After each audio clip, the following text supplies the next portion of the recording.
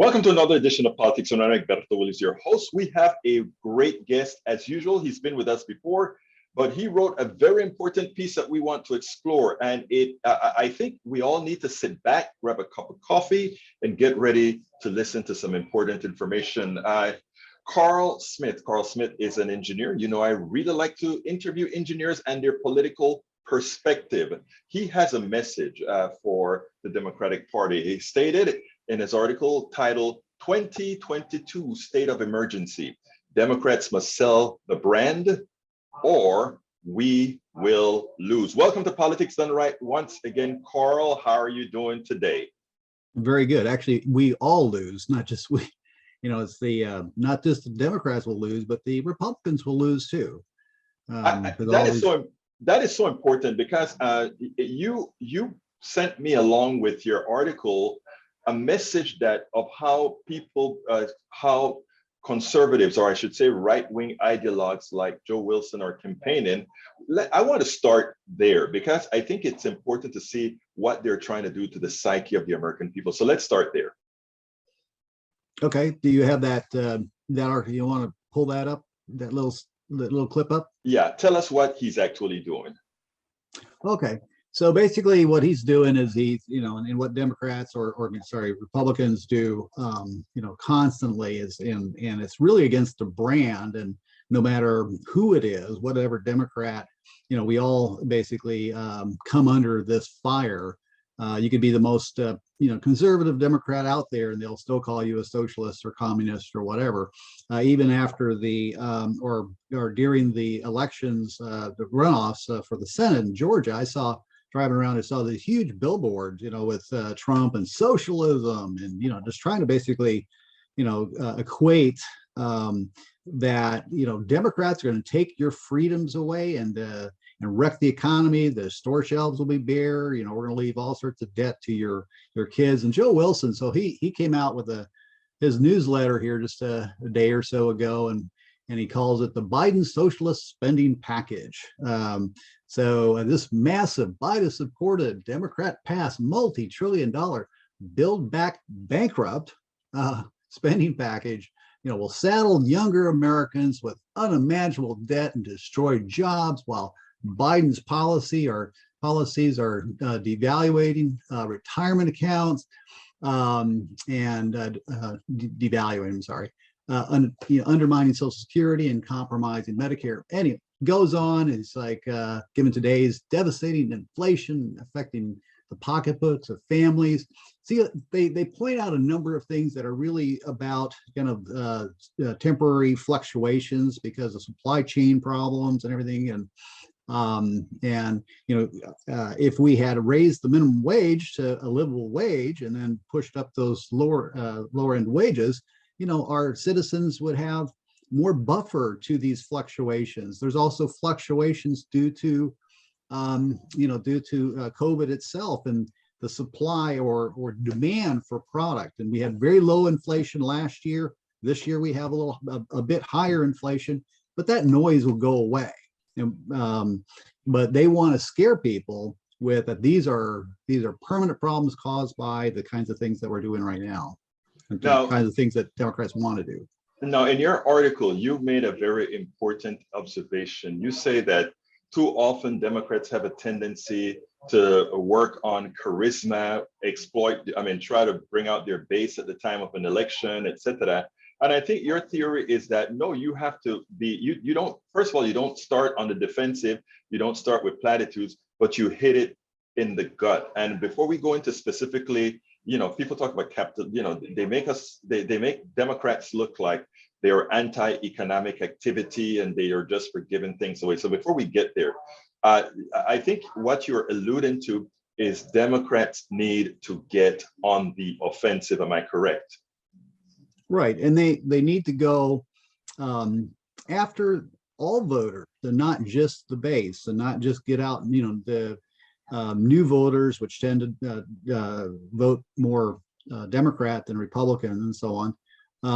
We've got to go after their base, and those and the moderates and independents and so on, people that have been voting for Republicans, but given a better message and a message that they can relate to, and a message that counters these fundamental arguments that we're socialists, we're just going to, because no matter how much you want to do, if you want to help somebody and want to, make things better and all that, but if you just don't think you can afford it, then you're not going to do it. You can't do it. If you think that, so if their message wins, then, by not understanding, and it wins when people don't understand a few basic principles, about. No, I don't want to go into those principles yet, because you elaborate on those principles perfectly. And folks, I want everybody here to visit votereducationproject.com, votereducationproject.com. That is the website created by Karl, and Karl gives a great explanation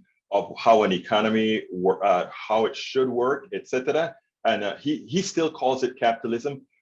He and I will never agree on that terminology, but what he supports and what he wants is exactly the same thing that I want for our society. And that's what we find very often, that we have different nomenclatures, etc., but we all want the same thing, Republicans, Democrats alike. So before we get there though, Karl, first of all, I want to let you know that I love your article.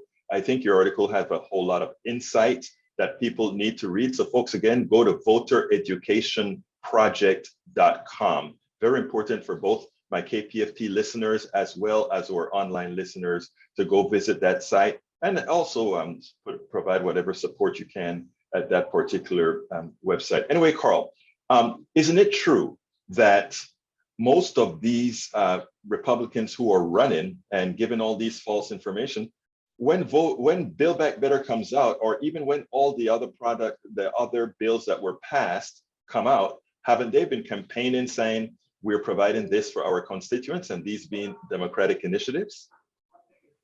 Sure. And I would actually add to what you said before about going to the website. Go to the video section, and there's a video on how bottom-up economics works. So that's the one that's about 11 minutes, a little less than 11 minutes. That'll give you the fundamentals, on how to talk to these other people. But yeah, the Republicans, when things are going well, they'll take credit for what they haven't earned. They will misrepresent what they do, and they misrepresent what we do. They take credit for what they haven't done, and then disavow anything, the screw ups, or they equate, well, the Democrats are just as bad and so on, as the Republicans, so they'll basically, like say, misrepresent, things. And for a lot of voters, it's just, they don't get down into the weeds of, how things work, the economy works and all that. So a lot of it just sounds like he said, she said. So unless we get into the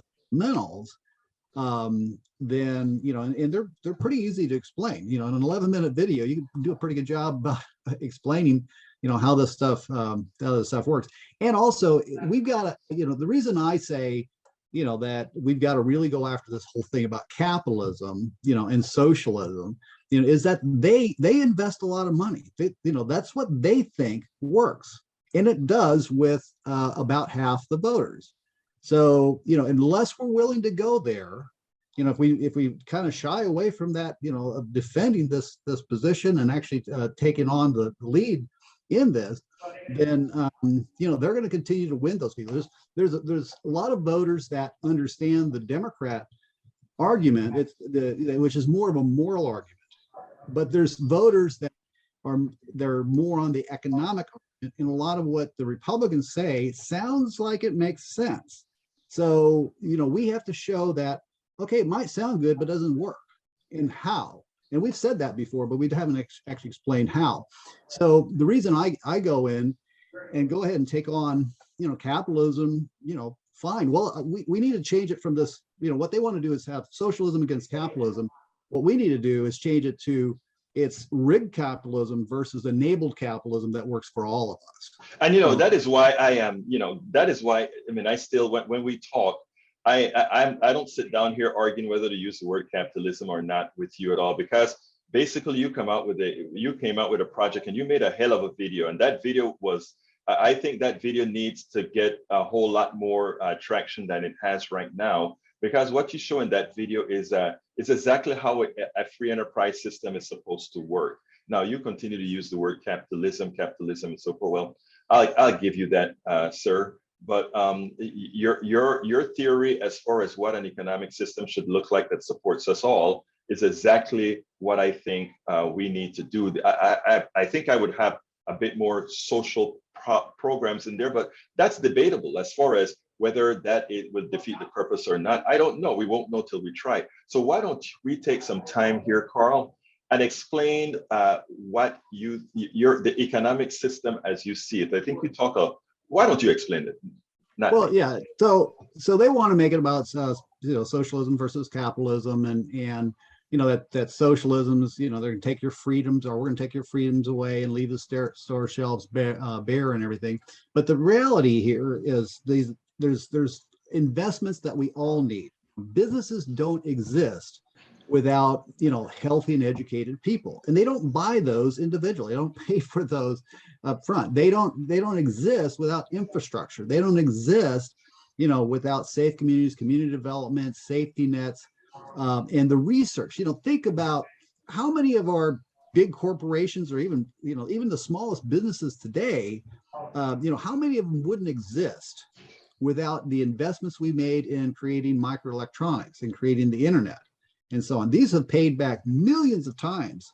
Or I don't know what the number is, what the multiplier is, but it's a huge number. The dollars that we put into creating microelectronics, our basic public, one of our basic public investments has a huge multiplier and payback to the taxpayer. So we, and then also in educating. In 1800, I don't think most Americans realize that in 1800s, a good part of it, 90% of our population was in poverty. 90%. But then we started actually, we created the K-12 education system, free education.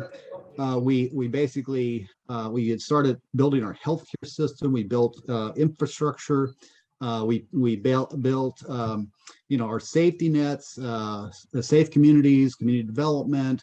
We made all these basic investments, and these things are critical conditions for businesses, or most businesses, to exist. Yes, if you don't have those kinds of or those common investments, then yeah, some businesses can exist, but most people are in poverty, and that economy doesn't really work very well. Right. I want to stop you right there for 1 second, just one quick second. And Karl, please keep your thought. But when you gave an out to some businesses that I think is undeserved, when you said maybe there are a few businesses that don't merit from this governmental intervention, etc., my contention is that the mere fact that that everybody else get helped, and that everybody else that get help is then going to buy your product because now they are capable of buying your product. You are helped, even if indirectly. Just wanted to make that. Well, there's a difference between existing and doing well. Yes, those businesses, a little store might be a little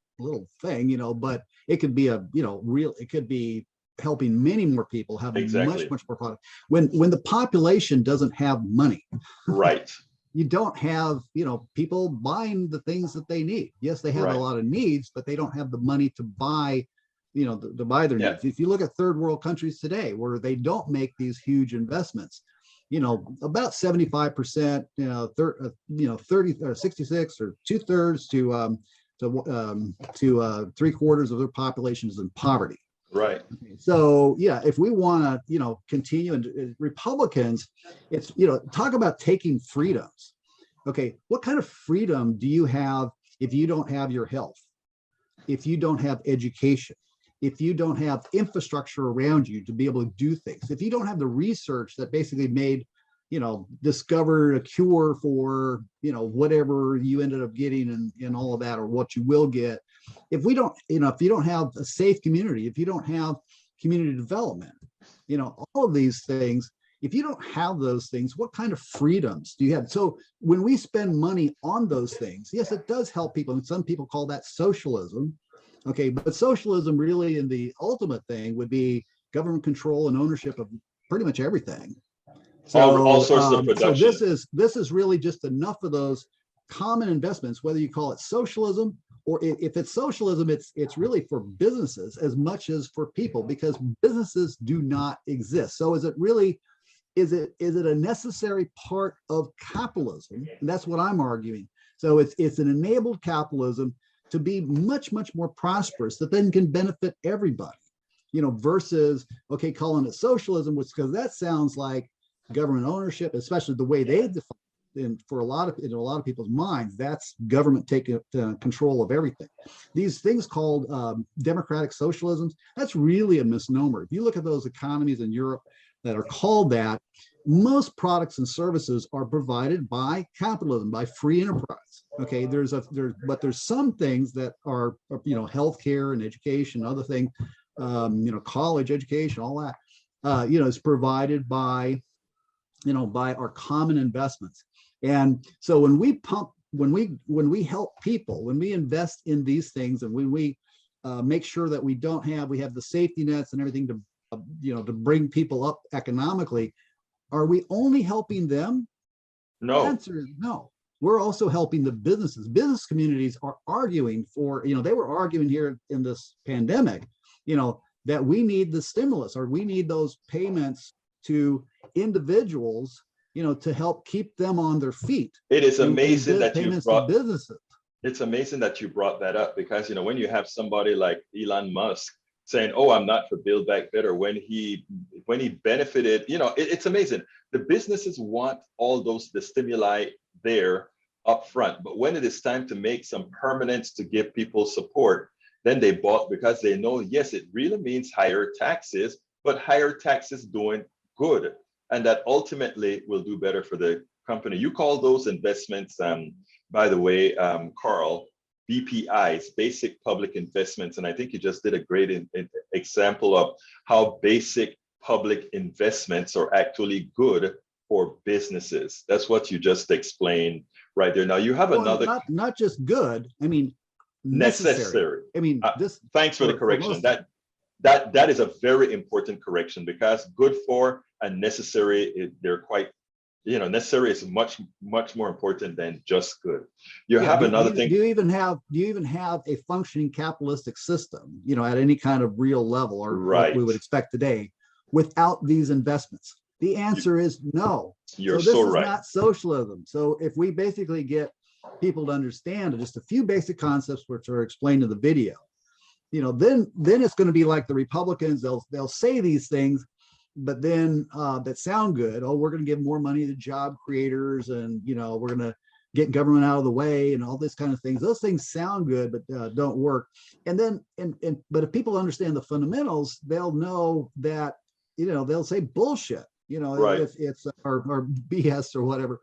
Right. It's like if somebody tells you you can put, because a few things about your car. Okay, you're not an expert about auto mechanics, probably. Maybe you are, but most people aren't, and yet I'm not. They can operate their car. A farmer can basically have a good, knows what needs to be done to have a good crop. But if with your car, if somebody tells you put sand in the gas tank and it'll run fine, you're going to say BS, because a few fundamentals. That car is not going to work, with sand in the gas, sand in the gas tank. So if we educate people on a few fundamentals, which can be actually laid out in about 11 minutes. So people learn more about their TV remote control and all that kind of stuff. They spend more time learning these things than what it takes just to understand a few basic principles about the economy.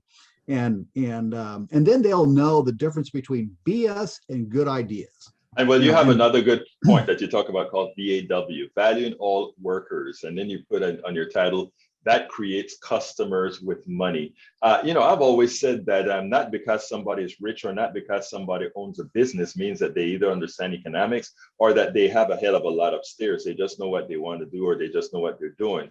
And not the indirect things from not valuing your workers is actually an entire circle, right? That workers aren't valued, they don't make enough, they don't spend. That business that depends on people who spend fails. I mean, they don't get it. So speak a little bit about value all workers. Right. Yeah. Well, and Henry Ford knew that if he paid his workers, better. Now he didn't have competition at that point, but he wanted to show the world that, hey, even his own workers could afford, this. So he could have paid them crap and had workers, but he chose to pay them well, and they could actually afford afford the cars.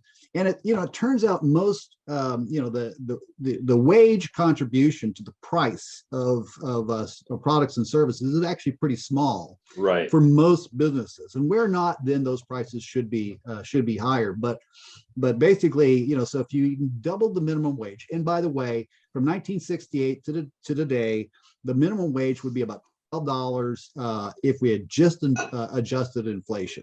So, $15, and then the economy, our prosperity has actually tripled in that time. So, where obviously none of it has gone to, the hardworking. No, you said, I think people need to understand that, because, we talk a lot about transferring money to the wealthy, and that all the money is going to the top 1%. And the way the Republicans deal with that is they try to talk about wealth envy or that sort of a stuff, which sort of, make a poor person says, no, I don't want wealth envy. I want to do it myself as well, which in general, the wealthy has done it themselves. But the reason I think that is important is for people to understand that the wealthy isn't that the wealthy are not these benevolent folks. The fact of the matter that you just made a very important point on productivity. Productivity went through the roof, meaning it took less people to make a hell of a lot more and to attain or garner more capital. And all that capital that came in wasn't shared by those who created a better productivity, a better product. All the folks to the top took it all. And I think unless people understand the level of selfishness, the level of thievery that is occurring at the top, they continue to think, well, someday that could be me. No, it's actually never going to be you. Right. For 99.9999% of the people, right, won't work out. But a lot of that, the greed and everything that's pointed out about corporations is actually just part of the system. It's, the people are playing by the rules, and unfortunately, the rules are basically so that you have to maximize return for the investor, even if you're you're what's called externalizing negative. So like if you're kind of screwing up the environment, or you're killing a few customers, or killing some employees or whatever, well, if the cost of that, the lawsuits and all that kind of stuff is smaller than the profits you will make, you're supposed to take the profits, to return those to the investor. So you externalize negative. There's a different form, and there's a different form of governance that gets into having to meet the needs of being responsible to the needs of all stakeholders and not just shareholders, and that's basically the benefit corporation and benefits or B Corp certification and so on. So I think about 2/3 of the states now, or somewhere in there, have B Corp. Right. You're able to incorporate as a B Corp, as a benefit corporation. And if you want to look up B Labs, or any viewers out there, you look at B Labs and kind of look at what they're doing. But in court, we could actually require corporations in certain industries, maybe the food industry, medical, energy, to be B Corps. And it's like it's the rules. So then they would be measured against how they treat their community, how they treat their employees, how they treat their their customers and their stockholders and so on. So they have a whole metric system. And it turns out that these corporations generally they do better than regular C Corps. Because their reputations are so much better. They create a lot more goodwill in their communities. They don't come in and and take a bunch of tax breaks to come there and just leave at the first, whenever they can move that plant to someplace else. And they're really responsible to them. I want to respond to that. I want to take you up on something that you just said, because you keep making these important points, and then I want people to centralize on these points.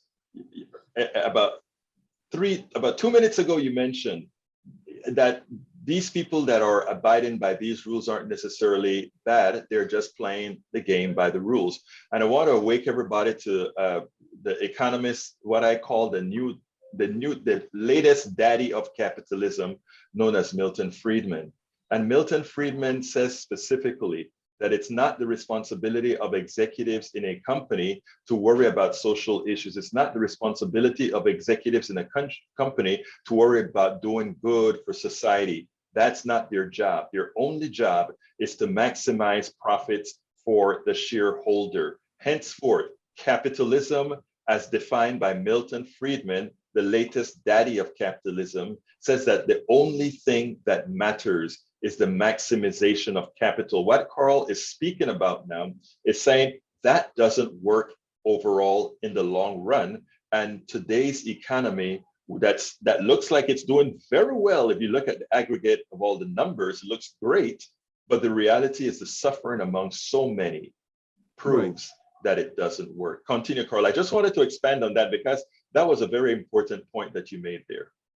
Yeah, the corporations used to have a sense of stewardship, toward their communities and their employees and that kind of thing. But because of this push toward maximizing profit for shareholders, that has gone away, and in the regulations, and then a lot of the, unfortunately, the rich and powerful, end up rewriting or influencing policy. So then it just becomes more and more rigged, and that's where Reich has a lot of videos and, yes, he and does. articles on Robert Reich on on how the system is rigged, by the rich, for the rich, and so it's not a fair system. Back in, this was like in the 1800s when we had the robber barons, Right. So some of them, there were people and companies that did extremely well, but at the expense of almost everybody else not Absolutely. doing well. And really, even that wealthy class is actually very small. In a prosperous economy, there'll actually be a broader wealthy class. There might not be some of the wealth, some of the top earners or whatever, they might not have quite as much, but they do extremely well, so we're not going to hurt them, right. and it's really a lot of these investments, it's not like, these things have to be put in context. Here, Joe Wilson, he talks about, 4.5 trillion or whatever, and these aren't zero costs, and they have to be paid for. Well, when we actually do these investments, they expand the economy. They create a billion, they create a bigger economy. And that's that 4.5 trillion that they're talking about. That sounds like a lot of money. Oh man, that's just over so 10 much years. we can't afford that. But you look at 10 years, yeah, that's going to be, and we talk about, well, that's over 10 years or whatever. But we don't actually talk about, and what the Democrats need to mention is this is actually the amount of money, the amount of economic activity over that time, okay, which is somewhere around 250 trillion dollars. It's a small percentage. So 4.5 trillion doesn't really sound a lot in the context. Karl, we're coming up on time here, so I have to. Normally, the last question I ask is, tell me something you wanted me to ask you that I didn't. But since I know you so well, I'm going to ask for you to do a better thing.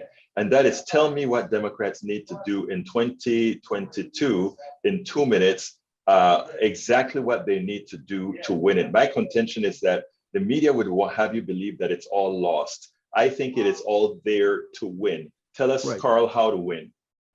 We have to go after their base. Trump showed that you can go into the enemy camp or people that aren't voting for you, and you can pull out votes. And if for every vote you flip, it's like 2 votes, one less for them and one more for us. And a lot of people, these places are not monoliths. Husbands don't agree with wives, and kids don't agree with their parents, and all this stuff.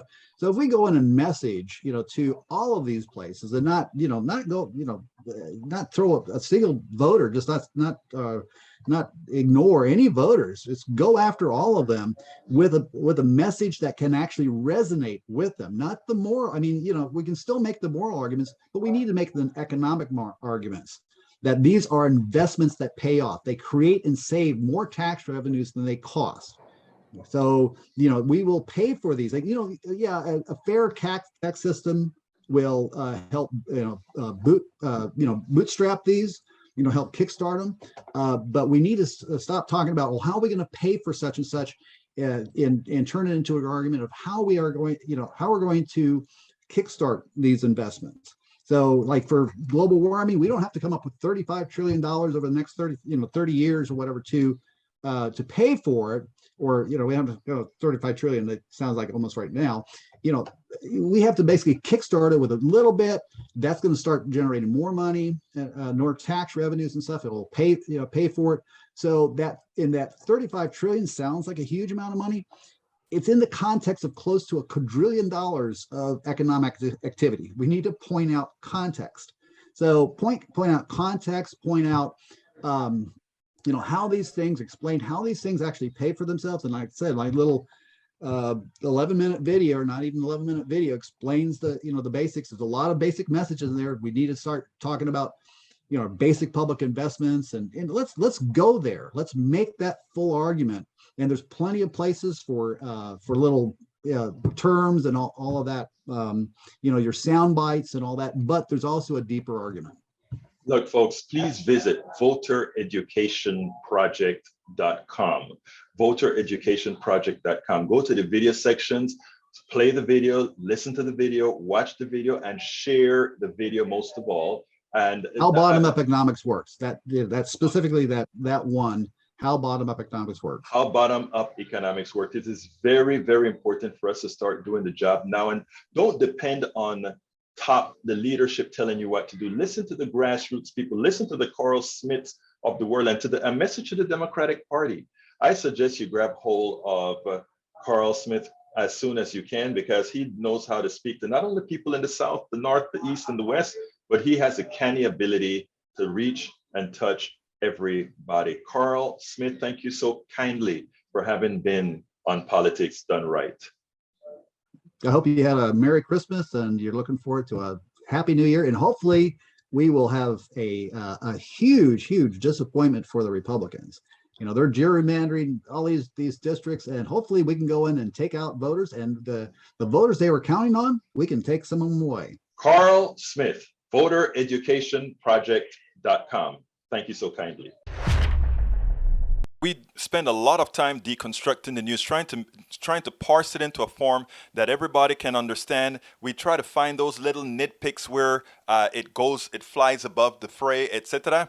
If you really like these videos that we do, I want to ask a big favor. Please go ahead. Number one, subscribe to our channel. And number two, please join if you can. Thank you so kindly for watching. Keep watching. Please remember to share. We must populate the entire internet with our progressive message, a message that we know is what most Americans say that they want. So help us, please join.